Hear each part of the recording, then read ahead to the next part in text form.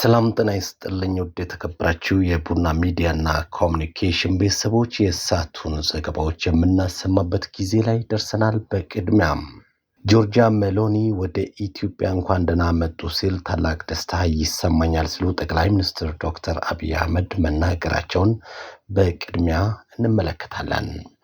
ለኢትዮጵያ ፌዴራል ፖሊስ የስዊት ቡድን በዱባይ የእውቅና እና አሸኛኘት መርሃ ግብር መካሄዱንም እንመለከታለን። ከውጪ ፕሬዝዳንት ዶናልድ ትራምፕ በኢራን ላይ ወታደራዊ እርምጃ ሊወሰድ ይችላል ተብሎ በሚጠበቅበት ወቅት ምን አሉ የሚሉትንም ዘገባዎችንም ማካተናል። እስከ መጨረሻው ከኛ ጋር ከቆያችሁ በዝርዝር ተሰሙታላችሁ። አማኑኤል ነኝ። ወደ ዝርዝሩ አልፋለሁ። ሁለተኛው የጣሊያን አፍሪካ ጉባኤ በጋራ በመናስተናግድበት በዚህ ወቅት ጠቅላይ ሚኒስትር ጆርጂያ ሜሎኒን ወደ ኢትዮጵያ እንኳን ደህና መጡ ሲል ታላቅ ደስታ ይሰማኛል ሲሉ ጠቅላይ ሚኒስትር ዶክተር አብይ አህመድ ገለጹ። ይህ አጋጣሚ ዲፕሎማሲያዊ ስብሰባ ብቻ ሳይሆን በጣሊያንና በአፍሪካ ሀገራት መካከል ያለውን ጠንካራ አጋርነት ማሳያ ነው ብለዋል። ይህም አጋርነት በመከባበር በጋራ ኃላፊነትና ለዘላቂ እድገት ባለን የጋራ ራዕይ ላይ የተመሰረተ ነው ብለዋል። የጠቅላይ ሚኒስትር ሜሎኒን ጉብኝት በንግድ፣ በኢንቨስትመንት፣ በኢነርጂ፣ በመሰረተ ልማት፣ በግብርናና በፈጠራ ዘርፎች የቀጠለውን ትብብራችን ለማጠናከር ያለንን የጋራ ቁርጠኝነት የሚያረጋግጥ መሆኑን ያመላክታል ሲሉም ጠቅላይ ሚኒስትር ዶክተር አብይ አህመድ ገልጸዋል።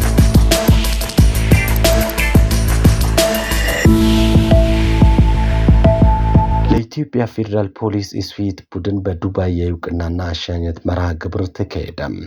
እንደ አውሮፓውያን አቆጣጠር ከፌብሩዋሪ 7 እስከ 11 ቀን 2026 በዱባይ በተካሄደው የኢትዮጵያ ፌዴራል ፖሊስ የኢስዊት ቡድን ከ52 ሀገራት ከተውጣጡ 114 ምርጥ የልዩ ኃይል ክፍሎች ጋር በተሳተፉበት እና ጽናትን፣ ልዩ ሙያዊ ብቃትና የቡድን ስራን በሚጠይቀው ውድድር ካለፈው ዓመት ሲነጻጸር አመርቂ ውጤት አስመዝግበዋል። ቡድኑ ተሳትፎውን ካጠናቀቀ በኋላ በተካሄደ የአሸኛኘት መርሃ ግብር ላይ በዱባይና በሰሜን ኤሚሬቶች የፌዴሪ ቆንስላ ጀነራል ክቡር አቶ ዘሪሁን መገርሳ ባደረጉት ንግግር ቡድኑ የሀገራችንን ሰንደቅ ዓላማ ይዞ በዚህ ዓለም አቀፍ መድረክ ላይ ባደረገው ተሳትፎ ካለፈው ዓመት የተሻለ ትጋት፣ ጽናትና ቁርጠኝነት በማሳየት ላስመዘገበው ውጤት ምስጋናና አድናቆታቸውን ገልጿል። ለቀጣይም ተሳትፎ ከወዲሁ ዝግጅት በማድረግ ከዚህ የላቀ ውጤት የማስመዝገብ አቅም ያለው ቡድን መሆኑንም ገልጿል። የኢትዮጵያ ኮሚኒቲ ማህበር የስራ አመራር ቦርድ ሊቀመንበር አቶ ኢንድሪስ ቡንስሮ በበኩላቸው ቡድኑ በመድረኩ ላይ ያሳየው ትጋትና ያስመዘገበው ውጤት በተባበሩት አረብ ኤሚሬትስ ነዋሪ ለሆኑ ዜጎቻችን ኩራት ነው ብለዋል። ቡድኑ በውድድሩ ላደረገው ተሳትፎና ላስመዘገበው ውጤት የቆንስላ ጽሕፈት ቤትና የኮሚኒቲ ማህበሩ ያዘጋጁትን የምስጋና ስጦታ ክቡር ቆንስላ ጄኔራል ለቡድኑ መሪ እና አባላት አበርክተዋል።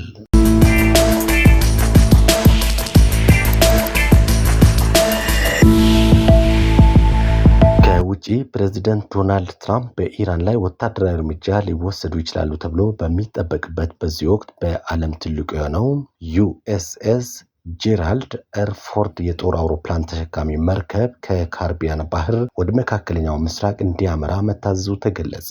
በቅድሚያም በኒውዮርክ ታይምስ የዘገበው ይህ ወታደራዊ እንቅስቃሴ ቀደም ብሎ በቀጠናው ከሰፈረው ዩኤስኤስ አብርሃም ሊንከን ጋር በመቀላቀል የአሜሪካን ጦር መርከቦች ቁጥር ወደ 2 ያሳድጋል።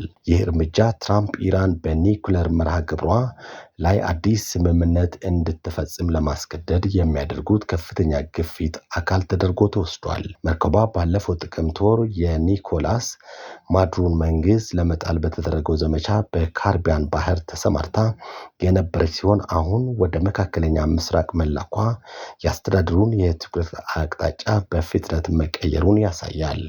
ይህም ትራምፕ ለምዕራቡ ንፍቀ ክበብ ቅድሚያ እሰጣለሁ ከሚለው የብሔራዊ ደህንነት ስትራቴጂያቸው ጋር የሚጋጭ መስሎ ታይቷል።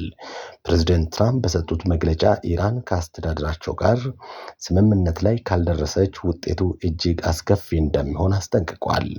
በሚቀጥለው 1 ወር ስምምነት ሊደርስ ይችላል፣ በፍጥነት ሊስማሙ ይገባል ሲሉም አስጠንቅቋል። ኢራንና አሜሪካ ባለፈው ሳምንት በኦማን አማካኝነት ቀጥታ ያልሆነ ድርድር ማድረጋቸው ቢታወቅም የእስራኤሉ ጠቅላይ ሚኒስትር ቤንያሚን ኔታንያሁ ግን ዋሽንግተን በቴህራን ላይ የምታደርገውን ጫና እንድታጠናክር እየወተወቱ ይገኛሉ። ኔታንያሁ ማንኛውንም ስምምነት የኢራንን የባለስቲክ ሚሳኤል መርሃ ግብር ለታጠቁ ቡድኖች የምታደርገውን ድጋፍ ማካተት እንዳለባትም አሳስቧል። ሰላምና ጤናን በያላችሁበት ተመኘው። አማኑኤል ኃይለ ነበርኩ። የሰዓቱ የአገር ውስጥና የውጭ ዘገባዎች ይህንን ይመስላሉ። ጤና ይስጥልኝ።